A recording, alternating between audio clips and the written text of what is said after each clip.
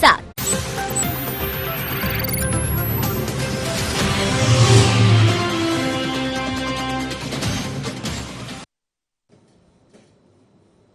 नमस्कार, मैं हूं मनोज सैनी। मिड सेशन में आपका स्वागत है और 5 बड़ी खबरों को लेकर मैं आपके साथ हूं। आज 5 बड़ी खबरों में वही होगा, सियासत से जुड़ी हुई खबरें आपको दिखाएंगे, साथ ही कुछ दिलचस्प खबरें होंगी। लेकिन छत्तीसगढ़ से 2 बड़ी महत्वपूर्ण खबर है, उन पर भी चर्चा करेंगे। आज की कौन सी 5 बड़ी खबरें हैं, जरा देख लेते हैं। मकसद तो सावेर है। उपचुनाव से पहले वार पलटवार।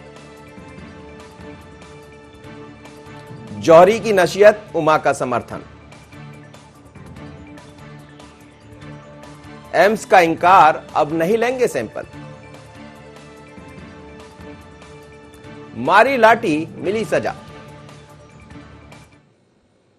तो चलिए खबरों की शुरुआत करते हैं। मध्य प्रदेश की सबसे बड़ी खबर आज मुख्यमंत्री शिवराज सिंह चौहान मुख्यमंत्री बनने के बाद, चौथी बार मुख्यमंत्री बनने के बाद इंदौर के दौरे पर है। तो क्या मकसद सिर्फ दौरा है या सावेर भी है? सीएम के इंदौर दौरे पर सियासत सावेर में पड़ी फूट को हल करने गए हैं दिग्विजय सिंह। उन्होंने आरोप भी ऐसा लगा दिया और इंदौर से आते आते देर कर दी, ऐसा कांग्रेस ने कह दिया। लेकिन आप देखिएगा, ये तस्वीरें हैं। मुख्यमंत्री शिवराज सिंह चौहान आज पहुंचे हैं इंदौर। मुख्यमंत्री बनने के बाद पहली बार इंदौर पहुंचे हैं। कलेक्टर कार्यालय में जिला स्तरीय अधिकारियों की बैठक ली उन्होंने और साथ ही कार्यालय में सीएम की बैठक के दौरान कोरोना संक्रमण की समीक्षा भी उन्होंने की है और ये कहा है कि डिस्टेंसिंग का आपको भी ख्याल रखना, वहां दिखाई भी दिया। और जिस तरह से हमने देखा कि तुलसी सिलावट जो कि मंत्री है, कमिश्नर पवन शर्मा, कलेक्टर मनीष सिंह, निगम कमिश्नर प्रतिभा पाल, आईजी विवेक शर्मा सहित कई वरिष्ठ अधिकारी बैठक में मौजूद रहे।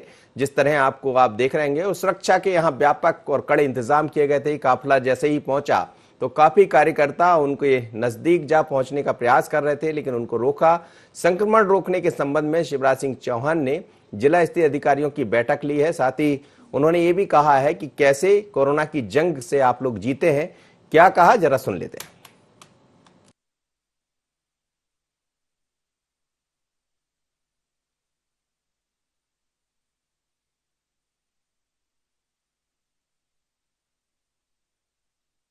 वो तो सावेर के लोगों में जो फूट पड़ी है उसको एक करने के लिए गए, कोई कोरोना के लिए गए क्या? वो तो सावेर के लोगों में जो फूट पड़ी है उसको एक करने के लिए गए, कोई कोरोना के लिए गए क्या? चलिए, शिवराज ने जो बयान दिया वो भी हम आपको सुनवाएंगे। जैसा दिग्विजय सिंह बोल रहे हैं, पूर्व मुख्यमंत्री है, उन्होंने कहा कि शिवराज सिंह चौहान आज जब इंदौर पहुंचे हैं तो इतने दिन बाद क्यों पहुंचे? वो तो सावेर में जो फूट पड़ी है उसको दूर करने पहुंचे। और जब कोई बड़ा नेता अपनी यात्रा करता और ऐसा दौर हो जब उपचुनाव सर पर हो तो सवाल तो खड़े होना है। और ये वही तुलसी सिलावट है जिन्हें के कारण मध्य प्रदेश में सरकार भारतीय जनता पार्टी की, यानी उन जैसे 22 कांग्रेस के नेता जिन्होंने बीजेपी कांग्रेस का दामन छोड़ा और बीजेपी का दामन थाम लिया। तो दर्द है कांग्रेस का, वो बार बार झलकेगा। और आरोप प्रत्यारोप लगाना ये विपक्ष का काम भी है, क्योंकि वो विपक्ष में है दिग्विजय सिंह जी। उन्होंने साफ तौर पर कहा, जैसा आप सुन रहे थे, कि वो तो सिर्फ सावेर को साधने गए हैं, मकसद कोरोना नहीं है, मकसद कुछ और है। तो क्या वास्तव में यही मकसद है?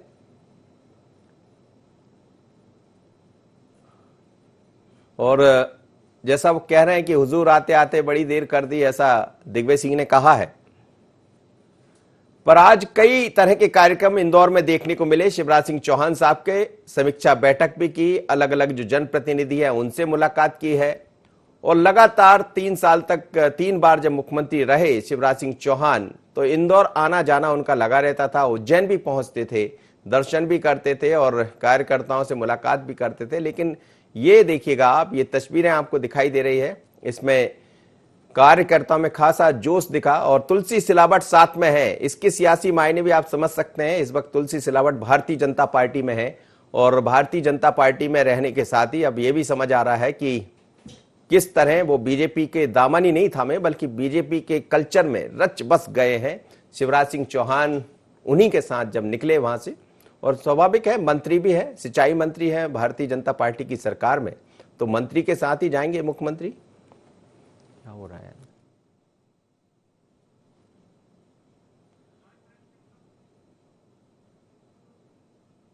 चलिए, हम बात करेंगे हमारे संवाददाता से, समझेंगे कि आखिर कैसी है ये यात्रा। बाबू शेख मेरे साथ इस वक्त जुड़ रहे हैं। बाबू, क्या कहेंगे, मुख्यमंत्री शिवराज सिंह चौहान चौथी बार मुख्यमंत्री बनने के बाद इंदौर पहुंचे हैं और ये पहला दौरा है इस बार का, लेकिन ऐसे दौर में गए जब कोरोना संकट को लेकर इंदौर खासा चर्चा में बना रहा। हालांकि इंदौर की स्थितियां सुधरी है, पर उपचुनाव भी है सांवेर में और इसको लेकर कटाक्ष भी कर दिया दिग्विजय सिंह ने। तो क्या माना जाए कि निशाना जरूर रहा है कोरोना, लेकिन मकसद तो वही है कि कहीं ना कहीं सांवेर के चुनाव को देखना है? क्या कहेंगे? बिल्कुल मनोज जी, मुख्यमंत्री शिवराज सिंह चौहान चौथी बार मुख्यमंत्री बनने के बाद पहली बार इंदौर पहुंचे हैं और इंदौर से उनका लगाव बहुत पुराना है और वो जब भी इंदौर आते हैं तो कहीं ना कहीं यहाँ की जो सामाजिक लोग हैं उनसे भी मुलाकात करते हैं। लेकिन इस बार जो कोरोना महामारी में जिस तरीके से वो जैसे ही इंदौर पहुंचे हैं तो सबसे पहले वो शहीदों के परिवार से मिले हैं, समीक्षा बैठक उन्होंने यहाँ पर की है और कहीं ना कहीं जो आम लोग हैं उनसे भी वो लगातार मिल रहे हैं। लेकिन सबसे बड़ा अभी मुद्दा है तो वो है उपचुनाव का। उपचुनाव में जिस तरीके से यहाँ पर बीजेपी में और कांग्रेस में तानाशाही चल रही है, ये कह सकते हैं कि दोनों ही पार्टी जोरों से तैयारी कर रहे हैं। तो ऐसे में कहीं ना कहीं जो बीजेपी के लोग ही अंदरूनी रूप से कहीं ना कहीं नाराज चल रहे हैं, उनसे भी वो चर्चा करेंगे और बीजेपी के कार्यकर्ताओं से भी वो मिलेंगे और मनाने की कोशिश करेंगे कि जो सांवेर में जो चुनाव होना है, जहां पर तुलसी सिलावट का चेहरा साफ है, जहां से उनको टिकट दिया जाएगा, क्योंकि तुलसी सिलावट पहले कांग्रेस से रहे हैं। ऐसे में उनके लिए मुश्किल सबसे बड़ी ये है कि जिस सीट से वो चुनाव लड़ रहे हैं वो कहीं ना कहीं कांग्रेस के पक्ष में थी, लेकिन अब उसको कैसे वो बदलेंगे ये देखना होगा। लेकिन दिग्विजय सिंह ने अब निशाना साधते हुए मुख्यमंत्री पर कहा है कि ये चुनावी दौरा है और इस चुनाव में जिस तरीके से कोरोना महामारी में ये दौरा किया जा रहा है, वहीं अब बीजेपी में जिस तरीके से गुटबाजी देखने को मिल रही है, दीपक जोशी भी नाराज लगातार चल रहे हैं और आज उन्होंने IND24 से चर्चा करते हुए साफ कर दिया है कि वो भी कहीं ना कहीं नाराज है और उनकी नाराजगी उनके ही लोगों से, उन्हीं की पार्टी के लोगों से और कार्यकर्ताओं से है।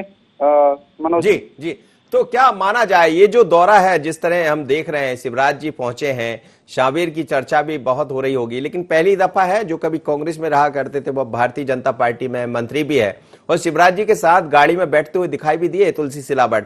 तो एक तरह से ये मैसेज देने का प्रयास भी है कि हम सब मिलकर इस चुनाव को लड़ेंगे और जीतेंगे।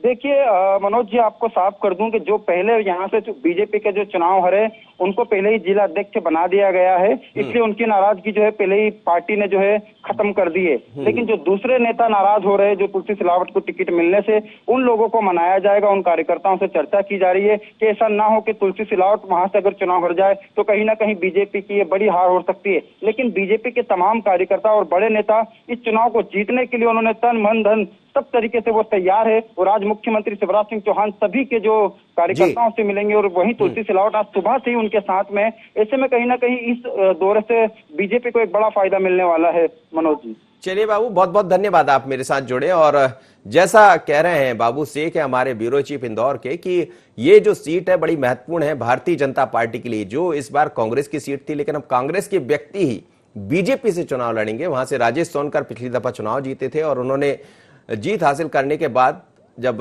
2018 का चुनाव हुआ तो वो हार गए। अब पुनः वहां पर उपचुनाव होना है और जैसा हमने देखा राजेश सोनकर को पहले ही भारतीय जनता पार्टी ने ग्रामीण का अध्यक्ष बनाकर एक तरह से मैसेज दे दिया कि आप खास हो, आपको तवज्जो भी दी जाएगी। लेकिन अभी बहुत लोगों को साधना है और शिवराज जब आज वहां पहुंचे हैं तो निश्चित है कि कामयाब होंगे। पर दिग्विजय सिंह ने सवाल खड़े कर दिए, करना चाहिए, विपक्ष के नेता है। अगली खबर की तरफ हम बढ़ेंगे तो उपचुनाव से पहले बार पलटवार पूर्व सीएम दिग्विजय सिंह ने कमलनाथ को बताया बुलडोजर। बीजेपी प्रदेश अध्यक्ष बीडी शर्मा ने भी निशाना साध दिया। दिग्विजय सिंह बोले कि मिस्टर बंटाधार है, बीडी शर्मा ने ऐसा कहा है। कमलनाथ को धोखे में रखा और चली गई सरकार। वर्चुअल प्रेस कॉन्फ्रेंस और रैलियों से बीजेपी के कार्यकर्ता 68,000 बूथों तक पहुंचेंगे, ऐसा बीडी शर्मा ने कहा। लेकिन जब उनसे पूछा गया दिग्विजय सिंह के बयान पर बात की गई तो उन्होंने पलटवार कर दिया। क्या कहा, दिग्विजय सिंह का क्या कहना है कमलनाथ जी को लेकर और फिर बीडी शर्मा का क्या कहना है, सुनिएगा दोनों के बयान।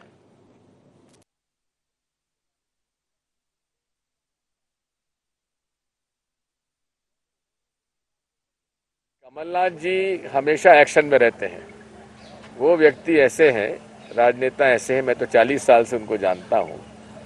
उनको जो काम सौंपा जाता है तो वो बुलडोजर की तरह लग जाते हैं।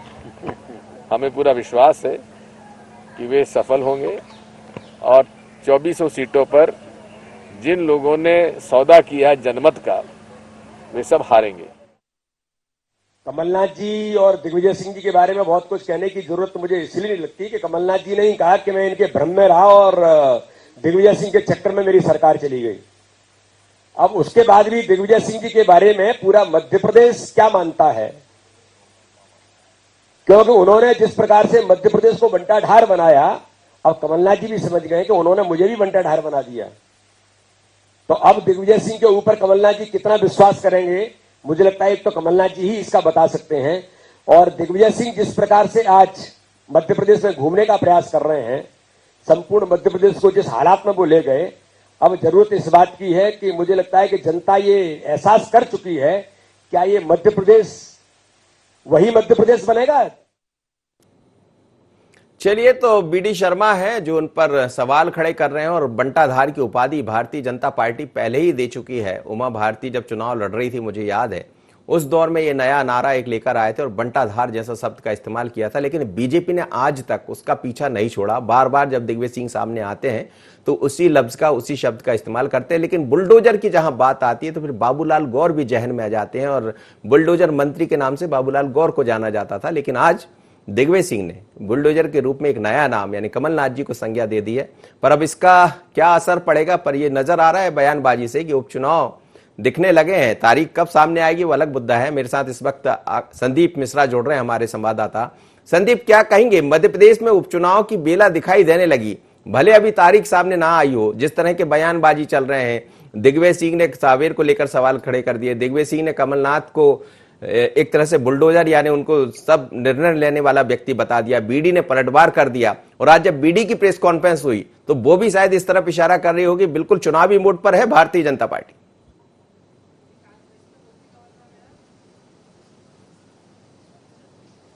संदीप, आप मुझे सुन पा रहे हैं? संदीप, चलिए संदीप से संपर्क होगा हमारा। संदीप, आप मेरी आवाज सुन पा रहे हैं?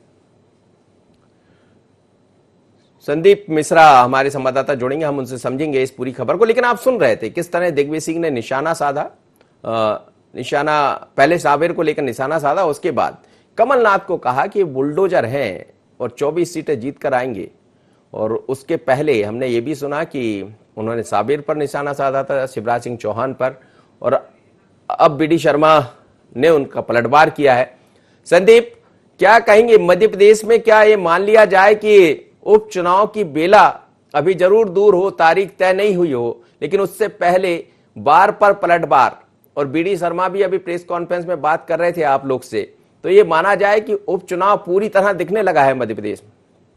बिल्कुल, उपचुनाव की आहट तो पूरी मध्य प्रदेश में शुरू हो चुकी है और उसकी बानगी लगातार देखने को मिल रही है। आज जिस तरह से पूर्व मुख्यमंत्री दिग्विजय सिंह के बयान पर यहां पर पलटवार किया है बीजेपी प्रदेश अध्यक्ष बीडी शर्मा ने, उन्होंने उन्हें सीधे उन पर उन्हें मिस्टर बंटाधार कहते हुए उन पर निशाना साधा। उन्होंने कहा कि अभी भी प्रदेश की जनता के जहन में, दिमाग में वो 15 साल पहले, करीब 16 साल पहले की सरकार याद है, जब वो सड़कें और बिजली की वो हालत थी कि आज भी लोग उनकी सरकार को याद नहीं करना चाहते, दुस्वप्न की तरह उस सरकार को देखते हैं। उसके बाद वो सीधे यहां पर आए कि जो तत्कालीन कमलनाथ सरकार रही है ये कहीं न कहीं दिग्विजय सिंह पर निर्भर थी, खुद मुख्यमंत्री कमलनाथ उन पर कहीं न कहीं निर्भर थे, जिसका खामियाजा भुगतना पड़ा कि सरकार उनकी चली गई। अब वो किसी भी सूरत में दिग्विजय सिंह पर वो विश्वास नहीं करेंगे। तो इस बात में कोई शक नहीं कि यहां पर बीडी शर्मा ने आपस में ही एक तरह से कांग्रेस में ही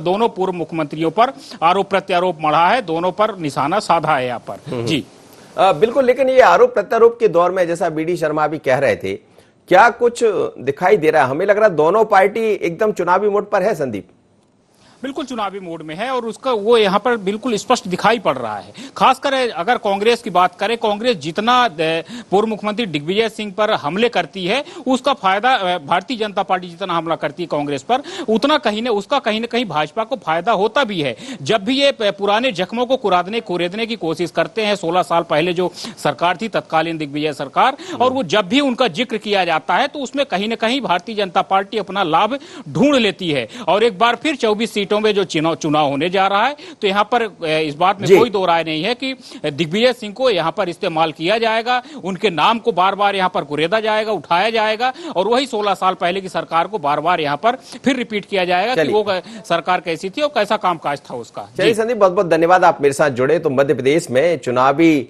मूड पर भारतीय जनता पार्टी है, चुनावी मूड पर कांग्रेस दिखाई दे रही है और अब ऐसा लग रहा है कि उपचुनाव की तारीख जल्द दिखाई देने वाली, पर उससे पहले दोनों मैदान में दिख रहे हैं। कमलनाथ अंदरूनी तरीके से बैठक कर रहे हैं, अलग अलग दोनों का एक नजरिया है, पर इस बीच में कई तरह की चर्चाएं इलेक्शन में इलेक्शन पहले दिखाई देगी और इन चर्चाओं पर खूब चर्चा होगी। अगली खबर की तरफ हम बढ़ते हैं। तो जौहरी की नसीहत, उमा का समर्थन। दरअसल उमा भारती ने विवेक जौहरी, जो कि वर्तमान में मध्य प्रदेश के डीजीपी है, समर्थन कर दिया और उनके समर्थन में जब वो उतरी हैं तो उन्होंने साफ तौर पर कहा, 2 दिन पहले डीजीपी ने दरअसल पुलिस अफसरों को एक नसीहत दी थी और पोस्टिंग प्रमोशन के लिए ना बनाए राजनीतिक दबाव, अपने पत्र को लेकर इस तरह की बात कही थी, जिसमें पत्र भी जारी हुआ था। लेकिन जब पत्र मीडिया के सामने आया तो उसको लेकर खूब चर्चाएं चल रही है। अब उसी पत्र को आधार बनाकर उमा भारती, जो कि पूर्व मुख्यमंत्री है, उन्होंने ट्वीट कर दिए। एक साथ करीब 5 से 7 ट्वीट किए और सब में डीजीपी की जमकर तारीफ की है, विवेक जौहरी की, और उन्हें ईमानदार बताया। साथ ही उन्होंने एक बड़ी बात यह भी कह दी है कि वर्तमान में जो गृह मंत्री है डॉक्टर नरोत्तम मिश्रा, वो मध्य प्रदेश को लॉ एंड ऑर्डर के क्षेत्र में मॉडल बनाएंगे। तो क्या नरोत्तम मिश्रा जी की तारीफ करना, डीजीपी की तारीफ करना, इसको भी क्या सियासत से जोड़कर देख लिया जाए? निश्चित रूप से डीजीपी विवेक जौहरी ने जो कदम उठाया वो दमदारी के साथ कदम उठाया कि अनावश्यक रूप से राजनीतिक दबाव ना बनाए ट्रांसफर पोस्टिंग में, और उसकी तारीफ भी मध्य प्रदेश में कई जगह से देखने को मिली है। ऐसे में उमा भारती का साथ आना, इसका क्या मकसद निकाला जाए, क्या मतलब निकाला जाए? आकाश मेरे साथ इस वक्त जुड़ रहे हैं। आकाश, क्या कहेंगे? आज देख रहे हैं उमा भारती ने कई ट्वीट किए हैं एक के बाद एक, हालांकि वो जब भी करती हैं तो फिर उसमें संख्या नहीं देखी जाती कितनी होंगी, बार बार 5-6 ट्वीट तो कम से कम कर ही देती है। लेकिन डीजीपी विवेक जौहरी की तारीफ करना, साथ ही नरोत्तम मिश्रा जी को यह कहना कि वो लॉ एंड ऑर्डर को लेकर मॉडल स्टेट बनाएंगे, क्या आशय निकाला जाए इसका? जी बिल्कुल, उमा भारती की अगर हम बात करें, क्योंकि वो मध्य प्रदेश की पूर्व मुख्यमंत्री भी रह चुकी हैं, इसके अलावा केंद्रीय मंत्री भी रह चुकी हैं, और सीधे तौर पर जैसे ही उन्होंने डीजीपी विवेक जौहरी की तारीफ की, क्योंकि जिस तरीके से मनोज जी विवेक जौहरी ने जो है 2 आदेश निकाले थे। एक आदेश सीधे तौर पर किसी भी तरीके से राजनीतिक दबाव ना बनाने और सिफारिश ना कराने को लेकर निकाला गया था, जिसमें साफ तौर पर जो पुलिस के अधिकारी, क्योंकि कई बार देखने में आता है कि कई लोग जो है अपनी सोर्स का उपयोग करते हैं और उसके कारण लॉ एंड ऑर्डर में भी जो है लगातार ट्रांसफर होते हैं, तो उससे कहीं ना कहीं लॉ एंड ऑर्डर भी प्रभावित होता है। और यही कारण है कि पहला आदेश ये निकला था, और दूसरा आदेश की अगर हम बात करें तो दूसरा आदेश भी जो है डीजीपी के द्वारा निकाला गया था, जिसमें जो पुलिस मुख्यालय में या बड़े पदों पे जो पुलिस अधिकारी हैं, आईपीएस अधिकारी हैं, वो जो है पूरे समय कार्यालयीन समय में नहीं बैठ रहे थे। और इन दोनों ही मामलों को लेकर उमा भारती ने जिस तरीके से ट्वीट करके डीजीपी की तारीफ की है, और साथ ही साथ मध्य प्रदेश के जो गृह एवं स्वास्थ्य मंत्री हैं डॉक्टर नरोत्तम मिश्रा, उनकी भी तारीफ की। उन्होंने साफ तौर पर कहा कि ये एक कदम है मध्य प्रदेश में लॉ एंड ऑर्डर में, जो है मध्य प्रदेश जो है पूरे देश के लिए जो है एक स्टेट आइकॉन बनकर उभर सकता है। क्योंकि अगर हम बात करें तो मध्य प्रदेश में लगातार सरकार ने कई सारी चीजें कानून व्यवस्था को बेहतर करने के लिए की हैं, और कई बार इसको लेकर सियासत भी देखी गई है। लेकिन एक बार फिर से उमा भारती के द्वारा जो है डीजीपी की तारीफ किए जाना, प्रदेश सरकार के गृह मंत्री की तारीफ किए जाना, उसके बाद भी जो है इसको सियासत से जोड़कर देखा जा रहा है। ठीक है आकाश, अब समय इजाजत नहीं दे रहा है, बिल्कुल आप ठीक कह रहे हैं। सियासत तो हो ही जाएगी जब एक नेता दूसरी नेता की तारीफ करेगा, सियासत तो होगी जब डीजीपी की तारीफ होगी। लेकिन डीजीपी ने जो काम किया है, निश्चित रूप से उन्होंने 2 तरह के पत्र जारी किए थे, जैसा आकाश कह रहे थे। एक तो वो कि इसमें अनावश्यक रूप से राजनीति पैदा ना करें और जो अफसर, जो पुलिसकर्मी है, वो अपने हिसाब से काम करें, उनके लिए एक कानून है, उनके लिए एक नियम है। दूसरा, उन्होंने कुछ अपने ही अधीनस्थों को कहा था कि जरा दफ्तर में बैठने की आदत डाल लें, और दोनों ही ऑर्डर इस समय बड़े चर्चा में बने हैं। अगली खबर की तरफ हम बढ़ेंगे, और ये खबर मध्य प्रदेश की नहीं बल्कि छत्तीसगढ़ की है, जहां एम्स के सैंपल लेने से मना कर दिया है। एम्स ने सैंपल लेने से मना किया है और कहा है, सरकार से कहा है कि और ना भेजें सैंपल। लगभग 4000 कोरोना जांच रिपोर्ट अभी पेंडिंग है, और छत्तीसगढ़ में तेजी से मरीजों की संख्या बढ़ रही है। इस बीच यदि एम्स ने इस तरह से इंकार किया है तो निश्चित रूप से सवाल खड़े होंगे, और अब इस समय चर्चा का विषय बना हुआ कि एम्स ने आखिर ऐसा क्यों किया। लेकिन सवाल यह भी है कि जगह ही नहीं होगी वहां पर, तो कैसे काम होगा। खैर, सुन लेते इस पर क्या बातें सामने आई।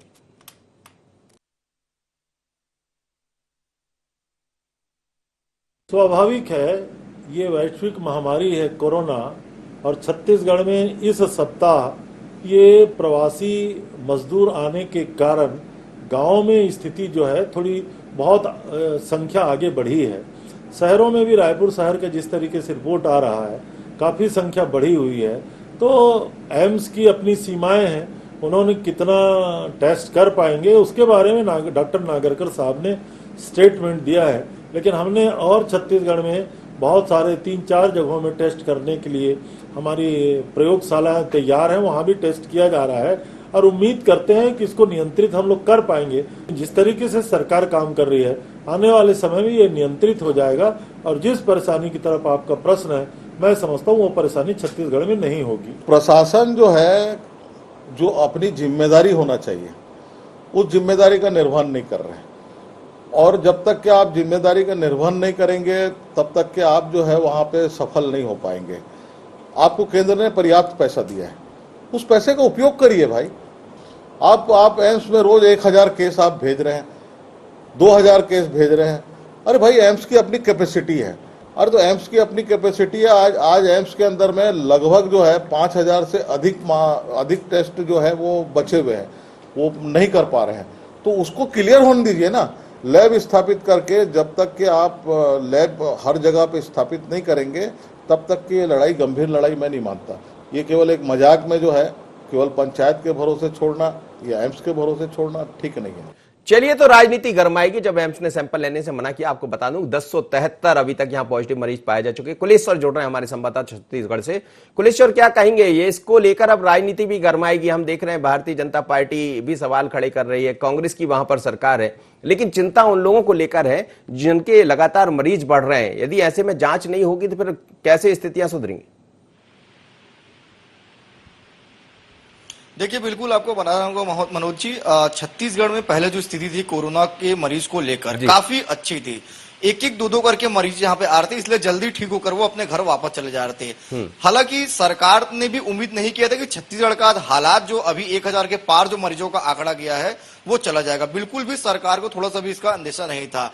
जिस तरह से प्रवासी मजदूरों को आने का सिलसिला जब छत्तीसगढ़ में शुरू हुआ, मरीजों की संख्या धीरे धीरे बढ़ते गई। 10 से 20 हुई, 20 से 30 हुई। अब आलम यह है कि 1000 के पार जो है एक्टिव मरीजों की संख्या कुल यहाँ पे चले गई है और अभी एक्टिव मरीज की संख्या करीब 844-45 करीब एक्टिव मरीज की संख्या छत्तीसगढ़ में है। तो निश्चित तौर पर मरीजों की जब संख्या बढ़ रही है तो कहीं ना कहीं पहले जो इलाज रायपुर के एम्स में हो रहा था, सरकार ने उसके बाद जो है कई अस्पताल और तैयार किए। लेकिन आज भी जो है दुर्ग की अगर हम बात कीजिए, राजधानी रायपुर की बात कीजिए, इसमें तमाम जो सैंपल है वो एम्स में ही जांच होता है। काफी सैंपल जो इकट्ठे हो गए और अब आलम ये हो गया कि जो सैंपल आज हम ले रहे हैं जांच के लिए उसका रिपोर्ट 10 दिन के बाद आ रहा है। 10 दिन के बाद आने से जो व्यक्ति का हम सैंपल लिए हैं वो व्यक्ति कहीं ना कहीं और लोगों को संक्रमित कर रहा है। तो जितने देर से जब रिपोर्ट आएगी उतने ही वो जो संदिग्ध व्यक्ति है उससे और मरीज संक्रमित होंगे। तो इसीलिए एम्स ने अब साफ तौर पर हाथ खड़े कर दिए। उनको कहना है कि अभी 10 दिन तक कम से कम नए सैंपल हमको ना भेजा जाए ताकि जो पुराने सैंपल जो पेंडिंग बचे हुए हैं उसका हम चलिए कुलेश्वर, आप बने रहिएगा। आप अगली खबर भी छत्तीसगढ़ से ही है और ये खबर है, दरअसल एक अलग तरह की खबरें हैं। इसमें मारी लाठी मिली सजा और ये खबर शाजापुर रायपुर से है जहां टीआई ने पिटाई की है एक व्यक्ति की और उसके बाद से लगातार कई तरह की चर्चाएं बनी हुई है। सरकार ने इस पूरे मामले, आप ये देखिएगा ये किस तरह से पूरा मामला सामने आया है। टीआई की लाठी बरसाने का मामला IND24 ने खबर शुरुआत में इसको दिखाई थी, उसके बाद इंस्पेक्टर की छुट्टी कर दी गई है। सीएम भूपेश बघेल ने कहा है कि इस पूरे मामले की विभागीय जांच होंगे, ऐसी अमानवीयता स्वीकार नहीं होगी। लेकिन आप देखिएगा, ये वीडियो देखिएगा, देख के हतप्रभ रह जाएंगे किस तरह से रोड पर पिटाई की है। क्या टीआई को समझ नहीं आ रहा था कि पुलिस के जिम्मेदार एक अधिकारी है और इस तरह से उन्होंने पिटाई की। महिला बीच में पहुंची तो और उसके बाद सोशल मीडिया पर झड़ी लग गई। कई तरह के हम देख रहे हैं कि बयान सामने आए और तरह तरह के आरोप प्रत्यारोप लगाए गए। दरअसल ये जो मसला दिखाई दे रहा है, ये एक महिला है जिनके पति पर कुछ आरोप प्रत्यारोप थे, उसके बाद उन्होंने बड़ी बेरहमी से पिटाई की है और मुख्यमंत्री ने तत्काल उनको छुट्टी पर पहुंचा दिया। कुलेश्वर मेरे साथ जुड़े, कुलेश्वर से बात कर लेते हैं। कुलेश्वर, ये बड़ा गंभीर मामला है, जिस तरह जो वीडियो में दिखाई दे रहा है बहुत ही बेरहमी से पिटाई की जा रही है, लेकिन इस पिटाई के पीछे वजह क्या समझ आ रही है और मुख्यमंत्री ने बड़ी गंभीरता से लिया पूरे मामले को? देखिए मनोज जी, जिस तरह छत्तीसगढ़ में भी मरीज बढ़ गए हैं और कई जगह जो कंटेनमेंट जोन घोषित कर दिया गया, उसके बावजूद भी जो लोग हैं वहां पे जा रहे हैं। लेकिन साफ तौर पे डीजीपी ने भी हाल ही में बीते दिनों जिस तरह से लॉकडाउन किया गया था, उस समय भी ऐसे कुछ जो दृश्य है वो सोशल मीडिया में काफी चर्चा में थी। पुलिस के द्वारा लॉकडाउन का प्रयोग कराने के लिए लगातार लाठियां बांधी जा रहे थे। उस समय डीजीपी ने एक निर्देश जारी किया था कि बल का प्रयोग ना किया जाए। ये जो वीडियो वायरल हो रहा है, ये सिर्फ एक ही वीडियो है, और भी 4-5 वीडियो जो उलट टीआई नितिन उपाध्याय बताया जा रहे हैं, जो लाठी भांज रहे हैं, उनका ये वीडियो है। बहुत सारे वीडियो जो जिनका सोशल मीडिया वायरल, इसमें लोगों को बड़ी बेरहमी से जो है लाठी भांजते हुए नजर आ रहे हैं। चलिए, समझ आ रहा है पुलिस समय इजाजत नहीं दे रहा, समझ आ रहा है कि इस वीडियो में, बल्कि आपने जैसा कहा कि 5 से 6 ऐसे वीडियो है जो दिखाई नहीं दे रहा, लेकिन मुख्यमंत्री ने काफी गंभीरता से लिया। सवाल यही है कि जब इस तरह के वीडियो वायरल हो रहे थे तो पहले क्यों नहीं दिखाई दिया। लेकिन समझना पड़ेगा, यदि अब वहां पर लगातार पॉजिटिव मरीजों की संख्या बढ़ रही है तो आप सोशल डिस्टेंस का पालन करिए, जो कानून का पालन करने की बात कही वो करिए, क्योंकि आपका खामियाजा पूरा प्रदेश नहीं भुगतेगा और इसलिए इस तरह की तस्वीरें सामने आती रहेंगी। तो मिड सेशन में हम इसी तरह की 5 बड़ी खबरों को लेकर आपसे रूबरू होते हैं। कल फिर मुलाकात होगी, मुझे दीजिए इजाजत, बने रहिए IND 24 पर।